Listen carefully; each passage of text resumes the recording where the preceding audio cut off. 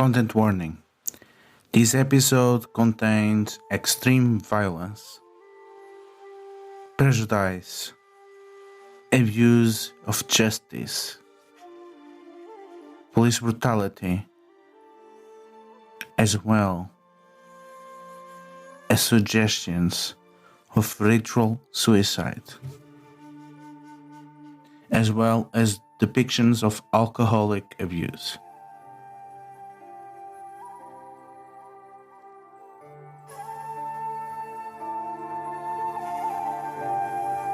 Last time on Crimson Gold Agonies, my lord Minoru was descended upon by would-be kidnappers who had the audacity to disguise themselves as monks.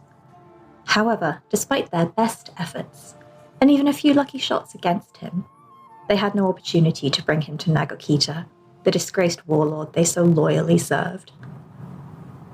And, had Aiko not interrupted, I would have made sure all of them were never able to do so again. The night continued to throw obstacles at us as thieves tried to take our horses and a cart full of stolen weapons to whichever hole their lord is hiding out in. Not everyone survived the clash, but thankfully even a stampede was not enough to keep my magistrate down. Hajime has been sent to retrieve the man Aiko spared at the temple, but has been gone for quite some time. I can only hope he's not tried talking to him. The last time he opened his mouth was to try to trick him, after all. With thanks to Jacob Argelius and Trevor Cuba, also known as Kakita Onimaru, may the next walk you go on be less eventful than ours. Aiko and Yuzume have been patiently waiting for Minoru to get back. There's not much they can do without him, so they've just been conferring between each other and making sure that the bandits do not jump up to stab them. Minoru will put on his armor over his second set of clothes that hopefully he has, and then come down to reconvene with them. And as soon as he emerges in his significantly less fancy second set of clothes with the armor over top, he looks at Aiko and Yuzume and just out loud, where's Hajime-san? I believe he went to escort the Matsu that invited you as his guest earlier. Yes. Did either of these two have anything interesting to say? I am afraid that their assistance to the Empire is not evenly distributed between the two of them. However, if we have a day's ride from the hamlet of Satori, we should know Lord Nagito's position. Excellent. Which one volunteered that information? Aiko will gesture to the one that volunteered the information. Minoru is going to look at the other one and just, in this same level tone I'm using right now, say, if you have no information with which to bargain, I'll execute myself in a handful of minutes. Do not rush yourself, my lord. She did provide the tactical assessment and knowledge that the rider, the one who left before Yuzume-san and I arrived, is on her way to alert Nagi as we speak. Oh, excellent. Minoru is going to look over at the other one. Well, that one you have given information, that one has given information. What additional information do you have? It's clearly now some sort of a bidding match. This will not work, the woman sneers. What, you're gonna kill us for seizing horses from a peasant inn? You stole horses belonging to the Emerald Magistrate. I could have you executed at any point or do it myself. So are you gonna kill us, even if you had stolen your horses? As far as I know, there's only one horse thief, and she ran away. We were just commanding horses that are held by a peasant, as is all right, a samurai, just as we can claim food, shelter, or anything else we need. We did not know that they were your horses. Commandeering our horses may not be a crime for samurai, but Ronin attacking samurai is in fact a crime. Watch your tongue, Wave Man. My woman. But any samurai yielding their daisho, and she points at her, has a right to defend himself or herself. We would draw our blades, but you did not get close enough, so we had to lure you in with slings. Aiko-san, Yuzume-san, let's gather Hajime. I have seen these people smuggling. I will hear your counsel. You said it yourself, my lord. They've been smuggling. They were stealing. What else is there to do? And she just glares at them because normally she would probably be advising something very different, but so much has happened to Minoru tonight, and she is quite happy to end all of them right here. Minoru-sama, I know today has been one of adrenaline and many close calls. However, I advise caution and patience in this interaction. These individuals have been seen by our eyes to be guilty of smuggling, disturbing the peace, and hostility towards an Emerald Magistrate. I believe all of these easily qualify them for a mark of shame to brand them as potential disturbances to public order. We would not want to overreact. Aiko-san, what is to prevent them from simply returning to kneel before their lord and merely adding to his forces with a mark of shame? And the man throws himself on the ground. My lord, magistrate Sama, we are no vassals of that monster Nagokita. Minoru looks down at them, looks up at Aiko, looks down. You all are lucky that Aiko-san has convinced me to show the compassion to you that the Crane are famous for. Without him, I would have had you executed immediately. Woman is pale with fury. Execute us for what? For what crime? Is this what you call justice? You treat us like trash just as that scam treats us like that. What is your name, Emerald Magistrate? So I know who I shall challenge for a duel. I am Bayushi Minoru. I'm Yoshida Jin, and I challenge you a duel for you to retract your accusations. A duel to first blood for our honor. Accepted. We'll fight with katana. Now. May I have my daisho returned to me so that I don't have to tolerate looking at your face a single second while you doubt that I'm a samurai? Aiko will pick up the daisho and slowly hand them to her and say, May Fukurokujin guide your actions. For a courtesy, Doji-sama. At least the children of Lady Doji follow their reputation. And she gives a side glance to Minoru. And Hajime returns from his meeting with Sujimoto just in time to listen to the explosive end to the exchange between his magistrate and the Ronin woman. Yeah, I think as he sees this playing out, he's still very much in a combat-focused headspace.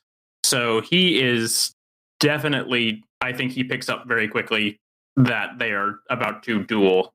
And I think he just goes and stands beside Yuzume. I don't think he says anything right out of the gate.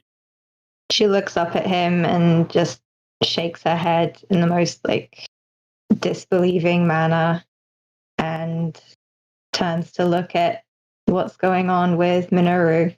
Yeah, he doesn't say anything. This is he is just completely stone-faced.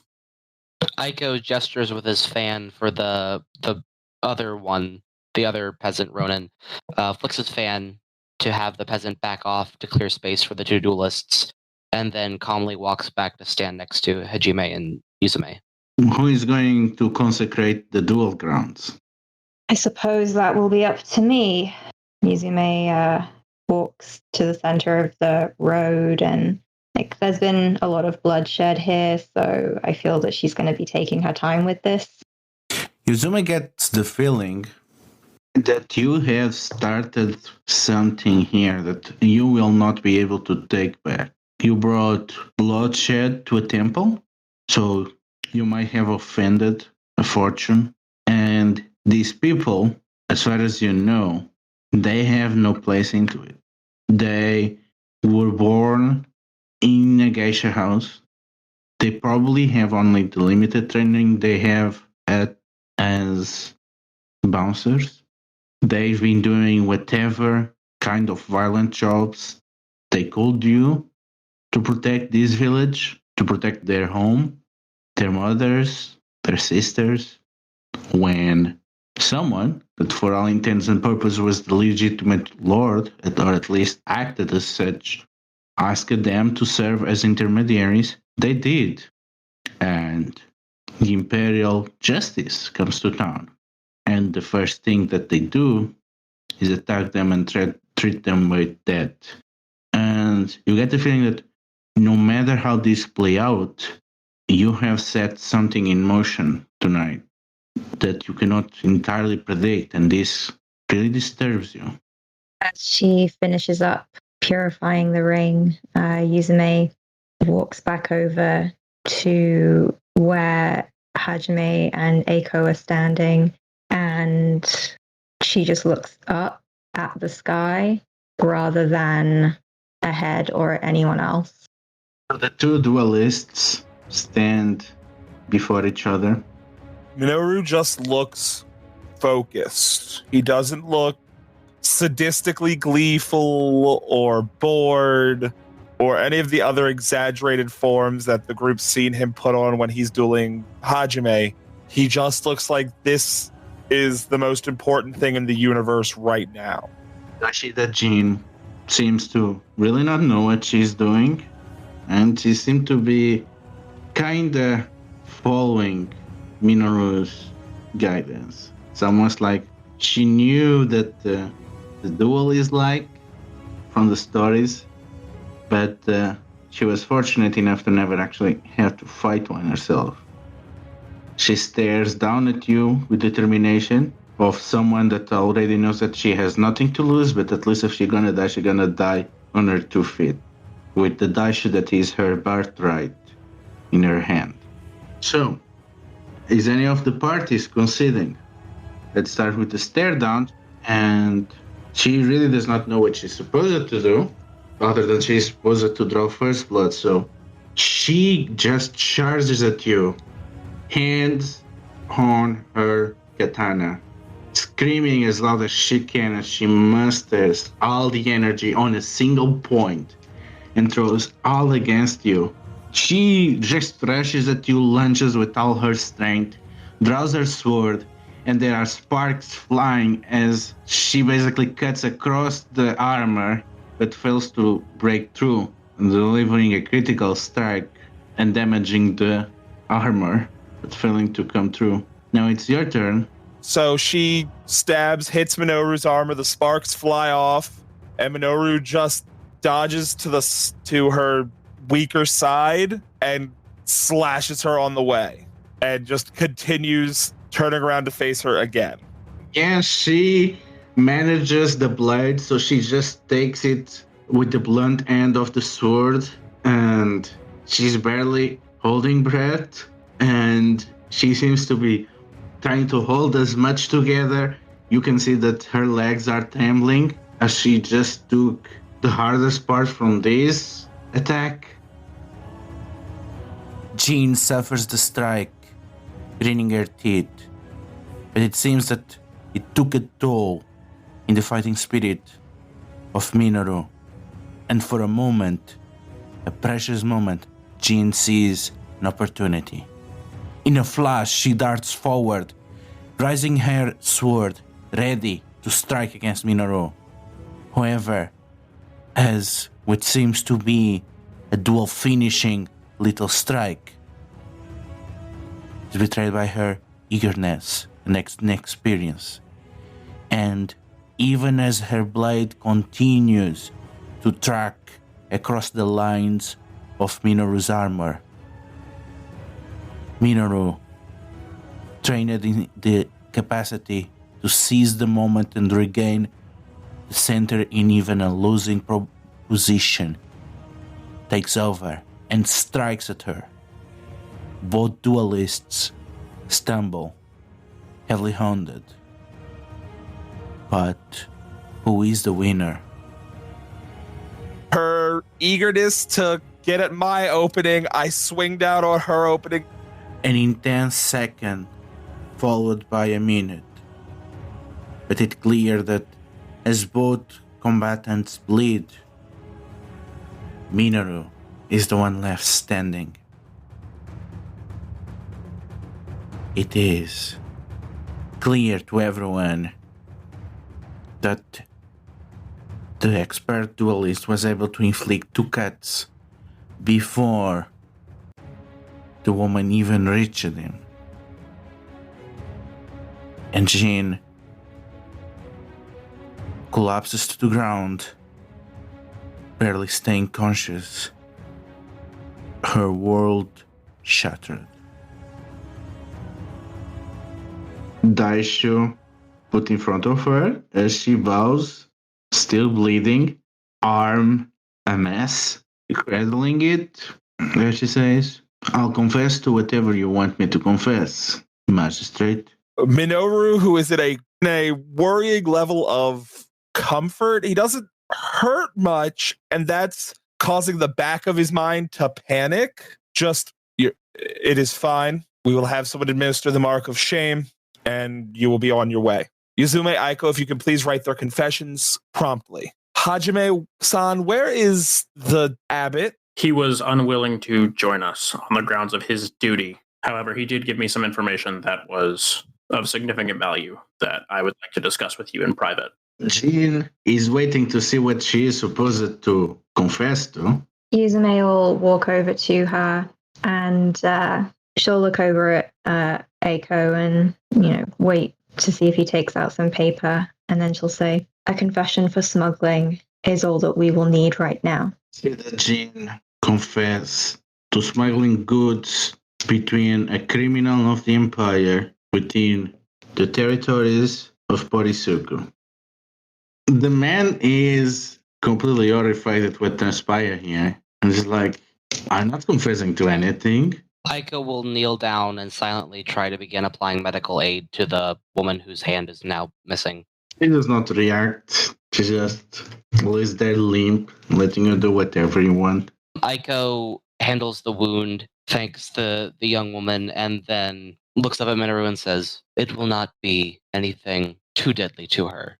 So Yuzume goes over and just tries to staunch the bleeding. She takes some fabric from her sleeve, but she's not trained in this at all, and she is genuinely terrified for Minoru. As Yuzume is working on staunching Minoru's bleeding, he's going to very quietly, almost trying to make it so that no one else can hear, just Yuzume-san, because he's not looking at her. He's got his eyes on the criminals. "Are you touching me right now?" She just pulls her hands back very quickly and looks down. If someone can fetch a healer, that would be excellent.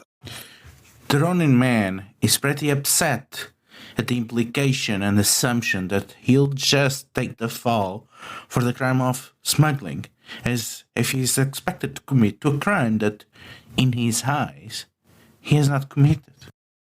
Young man, do you deny the charges of smuggling and theft? Yes. All we did was serve the lord of this territory as intermediaries. Will you accuse the Daidoji of smuggling for obeying the desires of your lady? Minoru's finally just going to...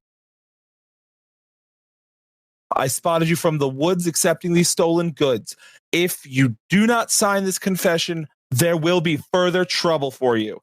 The man listens to you. ML Magistrate, what we did is not smuggle, as it was endorsed by the laws of this region, such as they are. Neither the Unicorn have protected anything, nor have the former disgraced lord. We did not cross any border to other clan lands. As such, this is not an emerald crime. Moreover, I was on the process of commanding resources that I thought to be for a peasant, as is my right as a samurai. I was not aware it belonged to you, Emerald Magistrate Sama. Otherwise, I would not have done so. For that, I apologize. And I must bear that disgrace and accept this shame for my behavior. But that is disgraceful behavior for a samurai. It is no crime. And that is all that I confess. Fine. Aiko, take his name down. We'll discuss this with the Unicorn Lord of this land when we're done. My name is Kubuyuki. Thank you for your time, Yuki-san.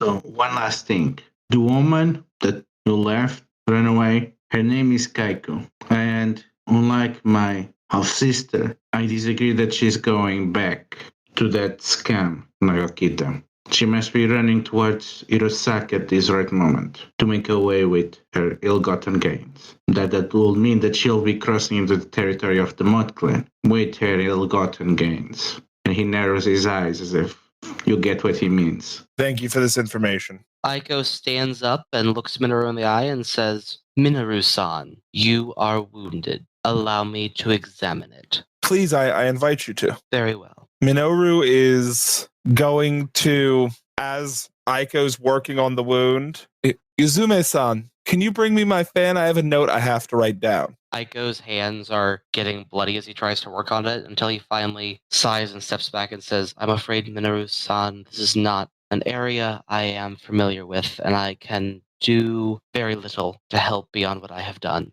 I feel much better. Minoru is going to stand up, dismiss the Ronin. Let's head back inside and consult with Kitsune-san about where the nearest healer is so I can get this looked at. Yuzume will very quietly get up and go look for his fan. And when she finds it, just hands it over very quietly and doesn't look Minoru in the eye. When she hands it over, Minoru, with his left hand, writes on it a note and hands the fan back to Yuzume. Aiko will kneel down to the young woman and place 2 koku from his pouch in front of her and say, you have acted with courage today in the face of great trial. Your actions, unfortunately, have set you back, but nonetheless, you bear the dignity of a samurai. Yuzume opens up the fan and reads the note. Oh no. Okay, she's gonna close the fan shut and hold it low in front of her, and she's staring at Minoru in complete disbelief and horror and shock. She just drops to the floor on her knees, and she just holds her wakizashi in front of her as an offering.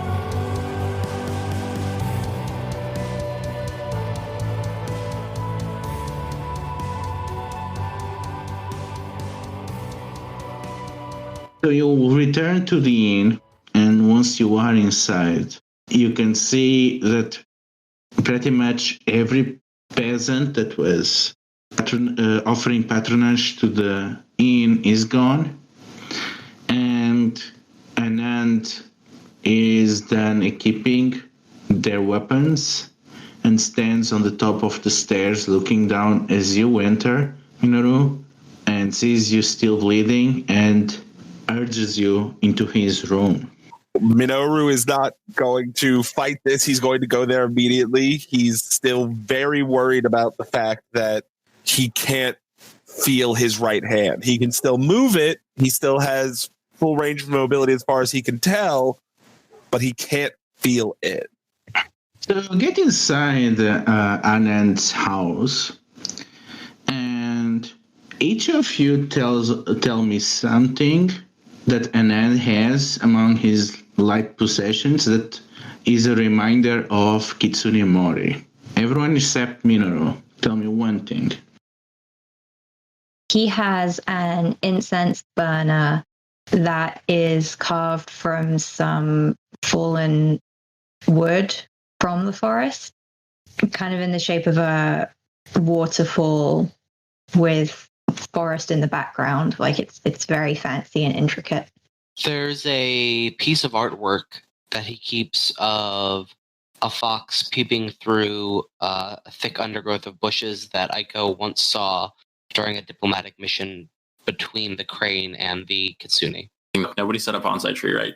That's kind of what I was thinking, but one that has a lot of moss, like in the base of its pot and going up kind of the bottom part of the actual trunk of the tree. I kind of think out of the corner of your eye, it always seems like it might be moving just a little bit, like there's just a little tiny breeze kind of passing over it. But when you look, it's never actually moving. Minoru, as you see all that as you enter the room, there's also something that strikes you as a connection to a foreign land. Minoru sees it's a ship in a bottle. The ship doesn't match how any of the Kobune or other vessels that Minoru's ever seen, and the bottle is full of black sand that the ship is resting on, which is completely foreign to Rokugan. Still silent, and approaches you. Starts carefully checking your clothes and seems to be quietly applying pressure to observe that, and he looks with disapproval before grabbing something behind the incense burner, and seems to be some kind of moss drenched on a jelly-like paste, and applies to Minoru, and with some weary relief, Minoru feels the coldness. It's odd. It's like when you have an ice cube going down the back of your back, and you don't know exactly where it is from the cold. You can only rely on the weight, so it seems like it's all over your spine. You just feel the cold, and you cannot feel exactly where the pressure is being applied. But the cold seems to be just one of the effects, and the bleeding seems to have calmed down. And then turns to you. Magistrate, what happened? Were those horse thieves? Well, first we were lucky enough to encounter some of Nagokita's Ronin band. They have a great deal of loot stored in the temple. They were apparently making an exchange for loot for weapons. We dealt with most of them, and on our way back, the Ronin who were carrying the weapons were trying to commandeer our horses, at which point we captured them. They decided they wanted to duel us, and, well, you should see my opponent. Anan seems to ponder for a moment, even hesitating which expression to show to Minoru.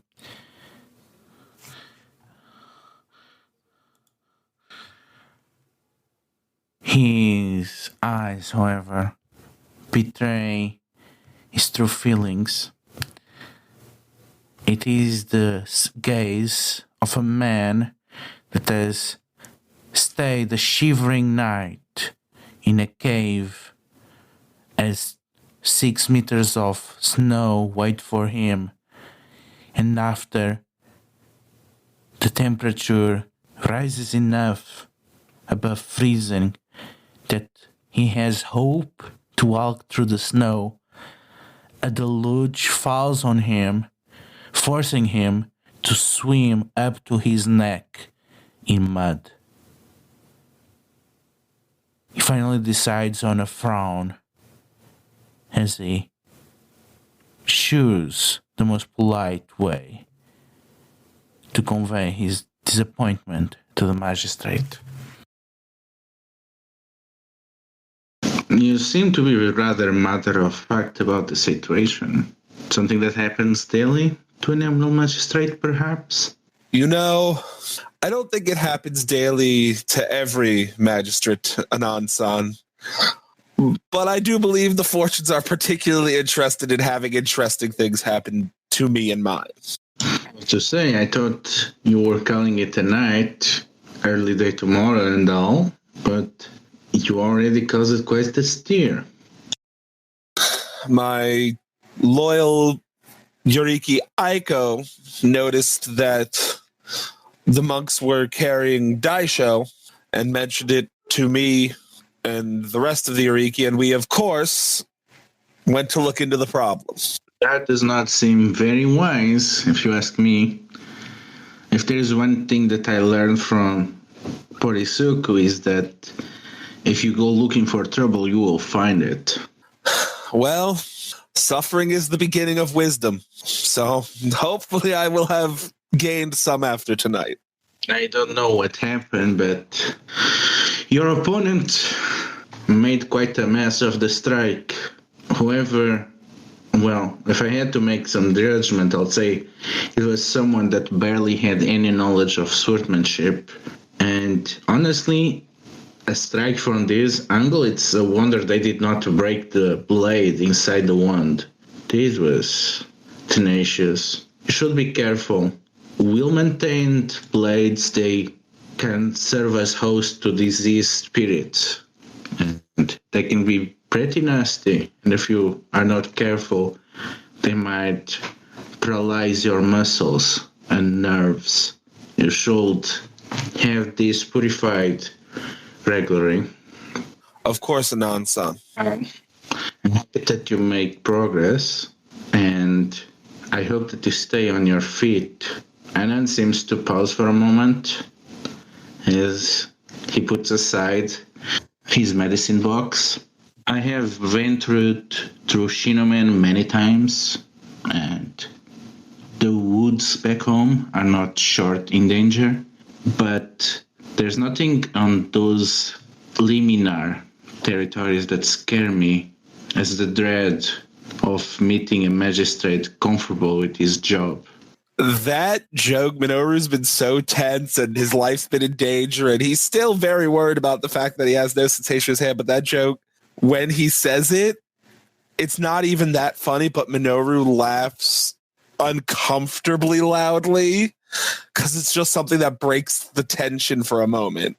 It's a maniacal cackle just for a second, and then Minoru is going to mention to Anand-san, I have a bit of a problem. I can't feel my fingers. That's a bit soon for it to be the work of a diseased spirit. I think they might have some serious laceration that might be troublesome. I know that they can heal over time, but more often than not, time only worsens it. This needs surgery that, honestly, it's pretty rare to find a proper specialist into that. Someone will need to open the wound again later. Minoru takes a deep sigh and just, thank you, Anand-san. I suppose I'll have to let my Yoriki know in the morning. Thank you so much for tending to my wound. It really does mean a lot. It's no joking matter. You're gonna need to spend some time on physical therapy, if not to restore some sense of sensibility, to get better awareness of space and learn how to move with it. That is something that you cannot neglect. Of course. I trust to your expertise in this, or whoever expertise you refer me to. I know is what I need to tend wounds in the woods.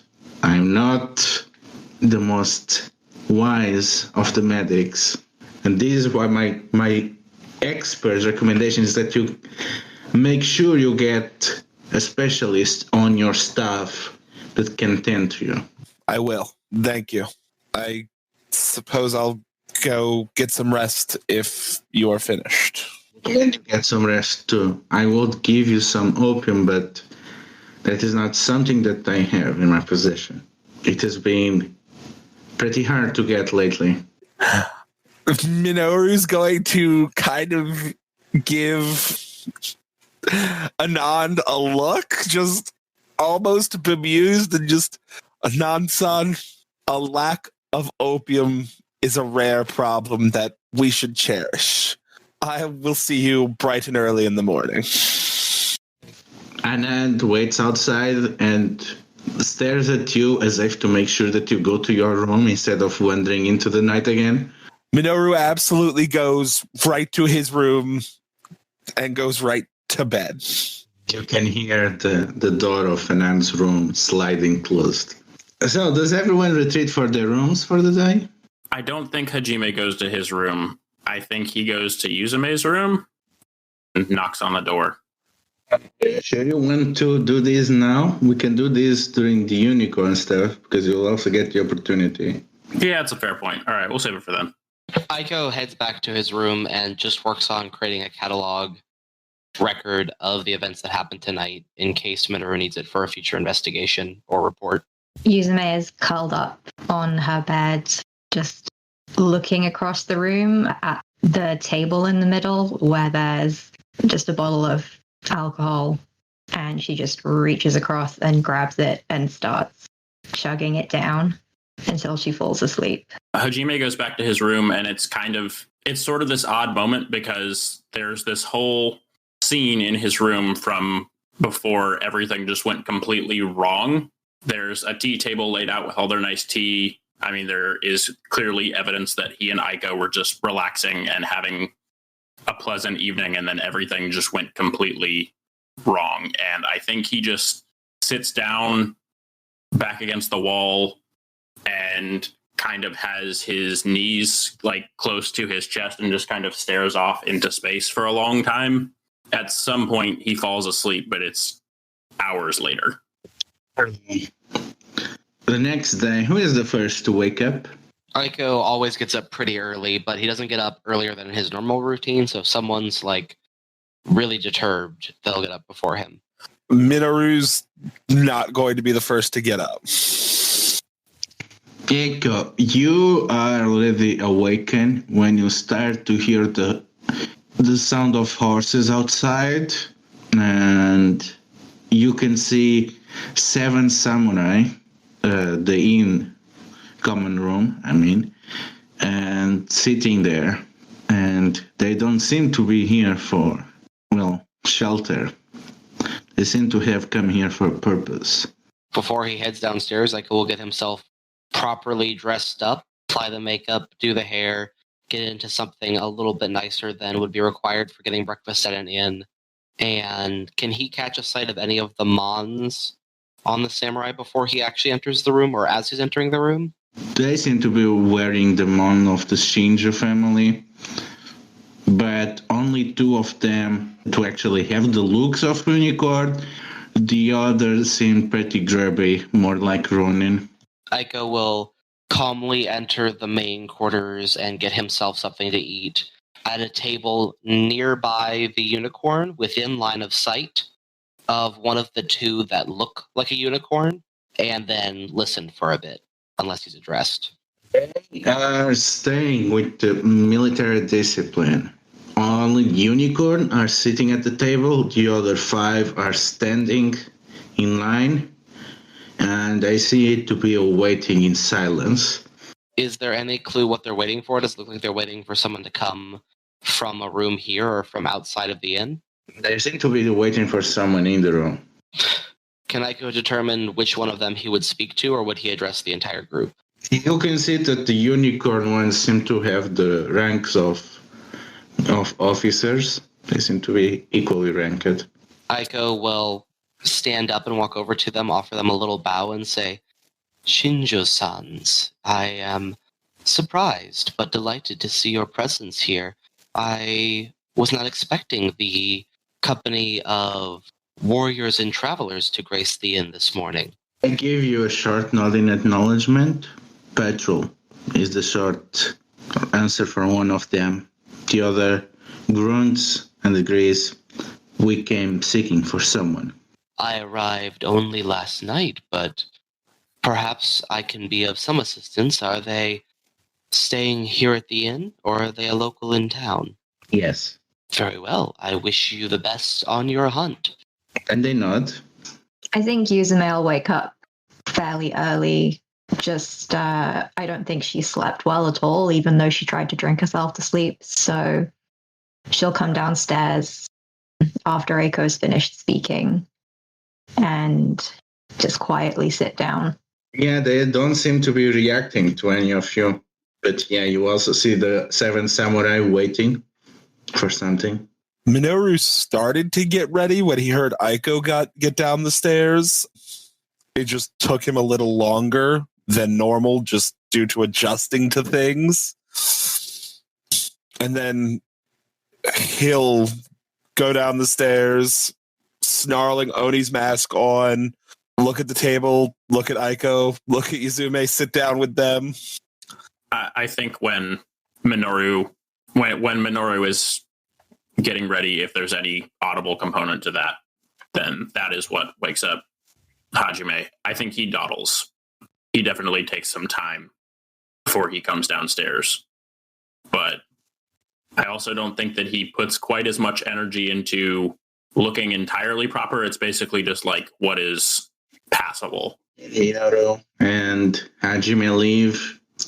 Anand seems to be already to depart, and he follows behind Minoru. And as soon as the people waiting see Anand coming down, the two Shinju rise and bow, and Anand bows back and introduces Minoru. This is the guest that I was referring to. Thank you for coming with such a rush. We're gonna need an escort back to the holdings of your liege. And the 7 samurai look at you, Emerald Magistrate, waiting for your reaction. Well, it is a pleasure to meet you. I am Bayushi Minoru, Emerald Magistrate.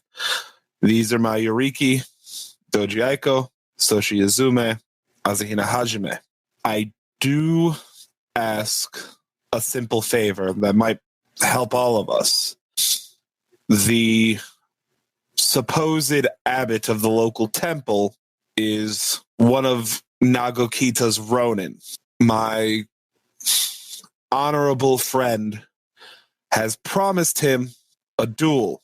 If maybe one or two of you could make sure he doesn't scurry off to speak to his master, I would be doubly honored.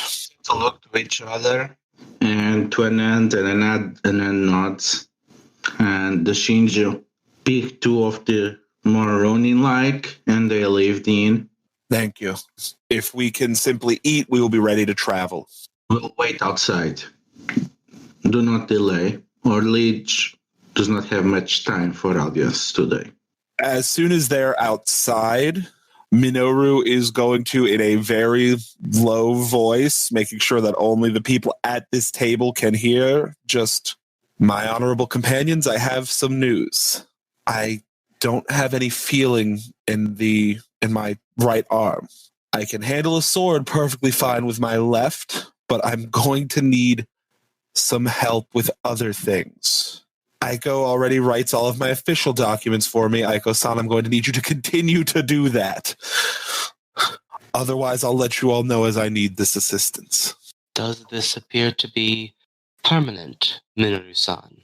Let's assume so for now and be pleasantly surprised if it's not. As Minoru tries to pick up his chopsticks with his dominant hand and then switches over to the left, I should be all right. Hajime, as Minoru does that, not in a very overt way, he very slowly switches his chopsticks to his left hand and does so in such a way as to kind of I guess, show specific, like make obvious, but not necessarily suggest anything. Just the positioning of, like, you know, how he's laying them in his hand and is moving very slowly in such a way that if someone were watching, they could easily duplicate it. Aiko's eyes are staring at Minoru's hand, go down to his sword, back up to his hand, look over to Hajime and asks, Hajime-san, you are more skilled in the sword than I am. Will this compromise Minoru-san's ability to stand for his honor? It's the first time I think Hajime has spoken since last night, and he says, Bayushi-sama is an excellent swordsman.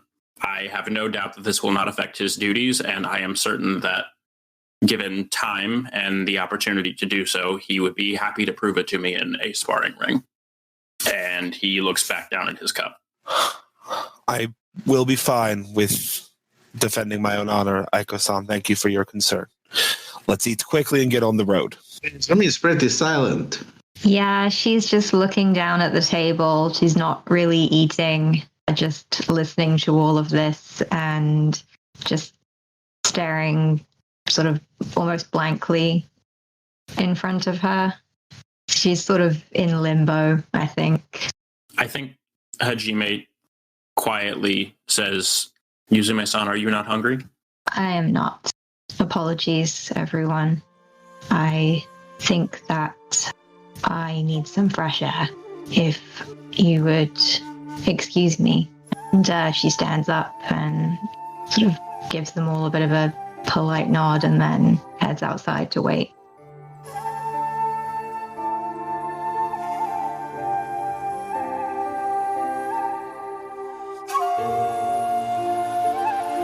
The Emerald Lands, their wonders and horrors were played by Ludo. They can be found at Delethiel on Twitter and Itch.io, as well as at Heroes of the Republic. Bayushi Minoru was played by Brad. He can be found on Discord at BZAJ1648 and at Twitter at BZAJDA Sakai-no-Doji Eiko was played by Evan. He can be found on Facebook as Evan Strite, Discord as PushyMushy1871, and on fellow L5R Actual Play Secondhand Strife. Soshi Yuzume was played by Charlie. She can be found on Discord as Risalian and on Twitter at BowserJ, where you can find links to her L5R blog. Asahina Hajime was played by Sam. He can be found on Discord and Reddit as Live From My Basement, and on Instagram at SJSidlacek.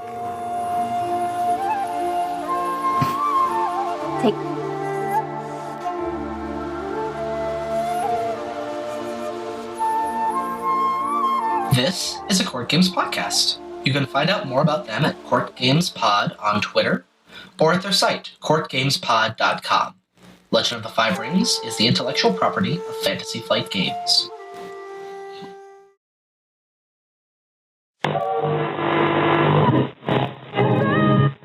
Correctly with the correct amount.